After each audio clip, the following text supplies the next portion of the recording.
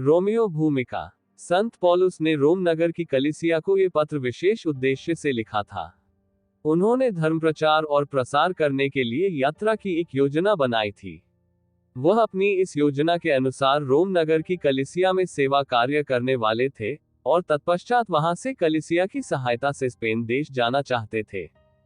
संत पौलुस ने मसीही विश्वास को जैसा समझा था, वैसा ही उन्होंने रोम नगर की कलीसिया को इस पत्र में समझाया है और मसीही जीवन में उसके व्यावहारिक अर्थ को, अभिप्रेत तात्पर्य को स्पष्ट किया है।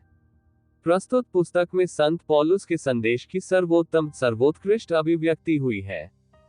पत्र के आरंभ में संत पौलुस रोम नगर के विश्वासी भाई बहनों का अभिवादन करते और उन्हें बताते हैं कि वह उनके लिए निरंतर प्रार्थना करते हैं। इस प्राकथन के तुरंत बाद वह अपने मुख्य विषय पर आ जाते हैं। शुभ समाचार में परमेश्वर की धार्मिकता, जो आदि से अंत तक विश्वास पर ही आधारित है, प्रकट हो रही है। जैसा कि धर्मशास्त्र में लिखा है, धार्मिक मनुष्य विश्वास के द्वारा जीवन प्राप्त करेगा। 1:17। तत्पश्चात संत पौलुस इस विषय को और आगे बढ़ाते हैं। सब मनुष्यों को, यहूदी और गैर यहूदी, सबको परमेश्वर के साथ अपना संबंध सुधारना होगा, उससे मेल मिलाप करना होगा, क्योंकि सब मनुष्य पाप के वश में हैं। प्रत्येक व्यक्ति प्रभु यीशु में अपने विश्वास के द्वारा परमेश्वर से मेल मिलाप कर सकता है। इसके उपरांत संत पौलुस प्रभु यीशु में नए जीवन का वर्णन करते हैं, जो मनुष्य को परमेश्वर के साथ नया संबंध स्थापित करने के फलस्वरूप प्राप्त होता है।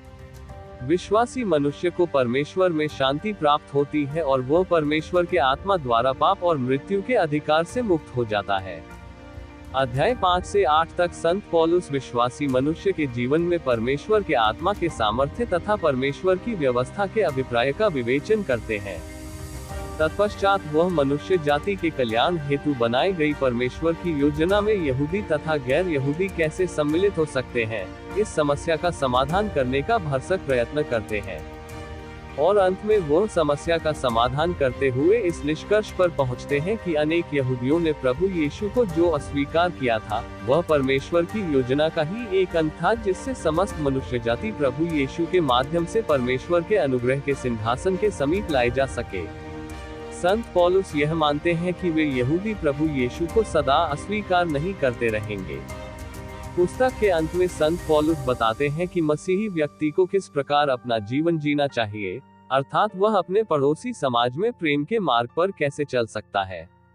संत पौलुस इस संदर्भ में अनेक विषयों की चर्चा करते हैं: परमेश्वर की सेवा, शासन के अधिकारियों तथा पड़ोसियों के प्रति मसीही व्यक्ति के कर्तव्य, अच्छे बुरे की समझ अर्थात विवेक का प्रश्न।